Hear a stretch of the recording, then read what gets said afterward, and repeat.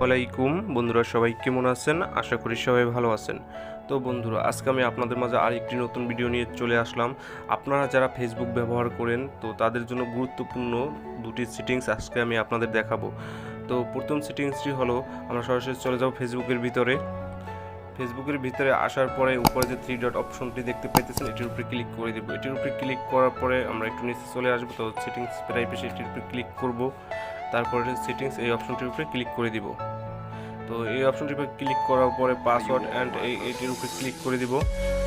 Click করার পরে আপনার ফেসবুক কোন কোন ডিভাইসে, মানে কোন কোন ফোনে ব্যবহার করা, মানে লগ আউট করা আছে, তো আপনি কীভাবে দেখবেন? তো আপনি এই অপশনটিতে ক্লিক করে দিবেন। তো দেখতে পাইতেছেন আমার ফেসবুক আমি কোন কোন ডিভাইসে ব্যবহার করেছি। তো আমি এই ফোনটিকে শুধু ব্যবহার করেছি, অন্য কোনো ফোনে ব্যবহার করিনি। তো আপনারা যদি আপনাদের ফেসবুক যদি অন্য কোনো ডিভাইসে ব্যবহার করে থাকে বা কেউ যদি হ্যাক করে নিয়ে থাকে, তো আপনারা কী করবেন? তো এখানে যে 3 ডট অপশনটি দেখতে পাইতেছেন, এটির উপরে ক্লিক করে দেবেন। এখান থেকে লগ আউট এই অপশনটিতে ক্লিক করে দিবেন। তো ডিলিট হয়ে যাবে।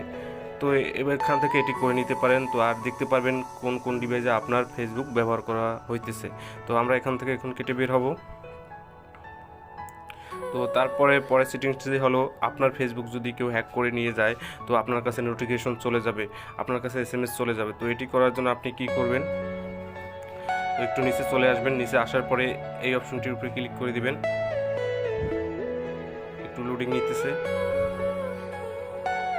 তো এই অপশনটির উপরে ক্লিক করার পরে এখানে যে নোটিফিকেশন, এটি অন করে দিবেন। তো আমি এটি অন করে দিয়েছি।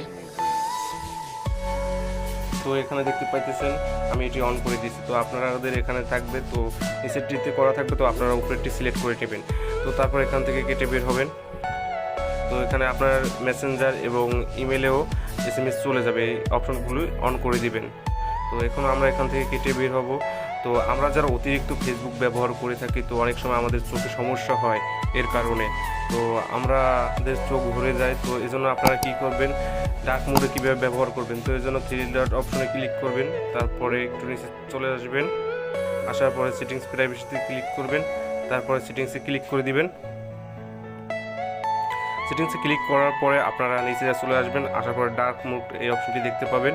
তো এখান থেকে এটি অন করে দিবেন। তো দেখতে পাইতেছেন এখন আমার ফেসবুকটি দেখতে সুন্দর লাগতেছে। তো এখন আর এটি যত আমি যদি বেশি সময় ধরে ব্যবহার করে থাকি, তো আমার চোখে কোনো সমস্যা হবে না, তো ইফেক্ট দিবে না। তো বন্ধুরা, এভাবে আপনারা এটি ব্যবহার করতে পারেন। তো বন্ধুরা, আমাদের ভিডিওটি ভালো লাগলে অবশ্যই আমাদের চ্যানেলটি সাবস্ক্রাইব করে দিবেন এবং পাশে থাকা বেল আইকনটি অন করে দিবেন এবং ভিডিওতে একটি লাইক করে দিবেন।